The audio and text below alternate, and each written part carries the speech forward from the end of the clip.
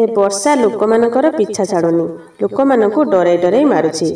आसंता 24 घंटा मध्य राज्य 13टी जिले में काला बैशाखीर आशंका रही बोली सोमवार भुवनेश्वर आंचलिक पाणीपाग केन्द्र पक्षरु प्रकाश। बालेश्वर, भद्रक, जाजपुर, केन्द्रापड़ा, कटक, जगतसिंहपुर, मयूरभंज, केउंझर, ढेंकानाल, नयागड़ा, खोर्धा, पुरी और गजपति आदि स्थान में गोटे किंबा दुईटी स्थान में बिजुली घड़घड़ी सह वर्षा हेबार संभावना रही। बिजुली घड़घड़ी सह झड़ वर्षा हेबार संभावना रही। वर्तमान सुधा ओडिशार मालकानगिरी में सर्वाधिक 36.4 डिग्री सेल्सियस तापमात्रा रेकर्ड करा जायथिबा बेले सुंदरगढ़ में सर्वनिम्न 13.0 डिग्री सेल्सियस तापमात्रा रेकर्ड करा जायछि।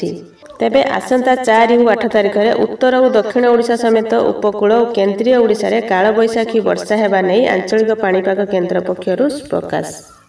केतेक स्थान में वज्रपातर भी आशंका रही। यह दृष्टि रखी आंचलिक पाणीपाग केन्द्र पक्षरु सतर्क सूचना जारी करा जायछि। आसंता 4 ରୁ 8 तारिख पर्यंत राज्यर अनेक स्थान में काल बैशाखी हेबार संभावना रही। बालेश्वर, भद्रक, जाजपुर, केन्द्रापड़ा, कटक, जगतसिंहपुर, मयूरभंज, केउंझर, ढेंकानाल, नयागड़ा, खोर्धा, पुरी और गजपति जिलार गोटे दुईटी स्थान में काल बैशाखी वर्षा हेबार आशंका रही। तो यह थिला आपण मानक पई एही 13टी जिला को सतर्क सूचना। आपण माने बहुत सावधान रे थिबे। एमिति आहुरी नुआ नुआ वीडियो देखिया पई एही वीडियो गोटे लाइक करंतु। आ जदि हम चैनल को प्रथम थर पई देखुछंती ताले तळे थिबा रेड कलर सब्सक्राइब बटन ऊपर क्लिक करी आ ता साइड रे थिया बेल बटन क्लिक करी हम चैनल को सब्सक्राइब करनियंतु। धन्यवाद।